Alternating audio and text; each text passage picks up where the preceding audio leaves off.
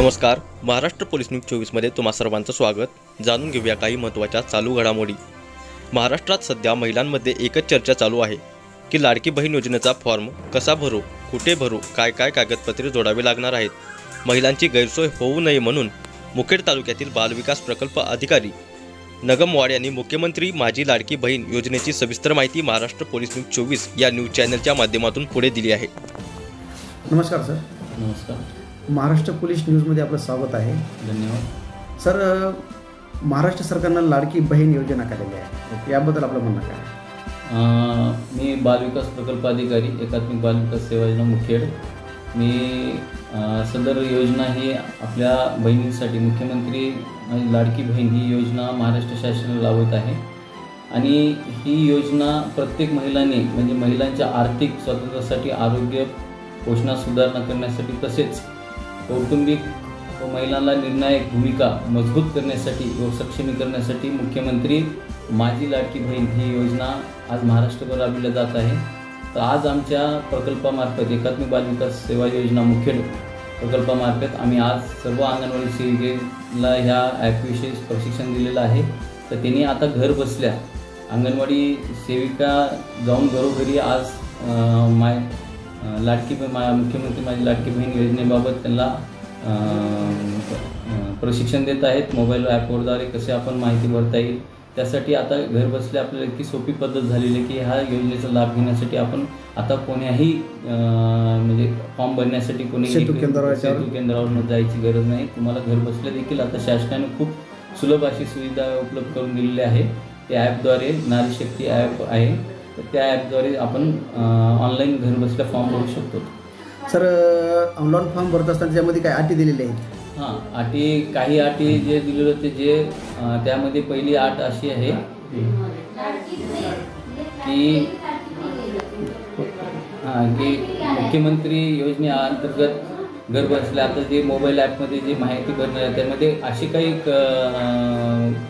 शासनाने terms and condition दिलेलं आहे की वरील की वयोगट 21 ते 40 वर्ष ही वयोगट राहणार आहे. त्याच्यामध्ये प्रमुख असे म्हणजे योजनेचे स्वरूप असे राहणार आहे की प्रत्येक पात्र महिला तिच्या स्वतः आधार लिंक केलेल्या सक्षम बँक खाते DBTद्वारे दरमहा 1500 इतकी रक्कम दिली जाणार आहे. आणि योजनेचे जे लाभार्थी आहेत ते महाराष्ट्र राज्यातील 21 ते 65 या वर्ष वयोगटातील विवाहित असो, विधवा, घटस्फोटित, परित्यक्ता आणि निराधार महिला तसेच त्या कुटुंबातील केवळ एक अविवाहित महिला यांना हे लाभ मिळणार आहे. तर याचा लाभ घ्यावे असे मी सर्व महिलांना आवाहन करू इच्छितो. आणि याच्यामध्ये पात्रता त्या महिलांना पात्र ठरण्यासाठी महाराष्ट्राचे राज्याचे रहिवासी असणे गरजेचे आहे. राज्यातील विवाहित, विधवा, घटस्फोटित, परित्यक्ता आणि निराधार महिला तसेच त्या कुटुंबातील केवळ एक अविवाहित महिला किमान वयाची 21 ते आता सांगा पण 65 वर्ष पूर्ण होईपर्यंत लाभार्थ्याचे स्वतःचे आधार लिंक बेस असलेले बँक खाते चालणार आहे. परत ते मागे आपल्याला उत्पन्नाचा नोंद दाखला करण्यासाठी भरपूर सेतू केंद्राकडे गेला. उत्पन्नाचं दाखल्याचं काय होतं कारण? त्यांच्याकडे जर रहिवासी प्रमाणपत्र किंवा त्यांचे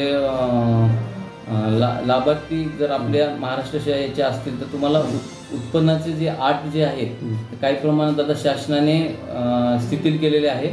ज्या कुटुंबातील सदस्य आयकरदाता आहेत, ज्याच्या कुटुंबातील सदस्य नियमित कर्मचारी म्हणून सहकारी विभाग, उपक्रम म्हणजे मंडळ, महाराष्ट्र भारत सरकार किंवा राज्य सरकारच्या आर्थिक स्थानिक संस्थेमध्ये कार्यरत आहेत किंवा सेवानिवृत्तीनंतर निवृत्ती वेतन घेत आहेत, 2.5 लाखापर्यंतचे उत्पन्न असलेले बाह्य यंत्रणेद्वारे कार्यरत असलेले कर्मचारी, स्वयंसेवक, कामगार आणि कंत्राटी कर्मचारी हे ह्यामध्ये पात्र ठरतील.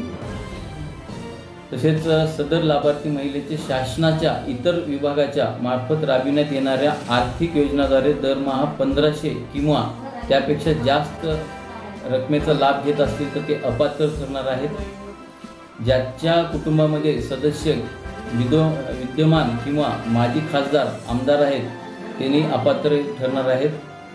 ज्याच्या कुटुंबातील सदस्य भारत सरकार किंवा राज्य सरकारच्या बोर्ड उपक्रमाचे अध्यक्ष, उपाध्यक्ष, संचालक, ज्याच्याकडे चारचाकी वाहन आहे ट्रॅक्टर वगळून त्यांच्या कुटुंबातील सदस्यांच्या नावाने नोंदणीकृत आहेत ते अपात्र ठरणार आहेत.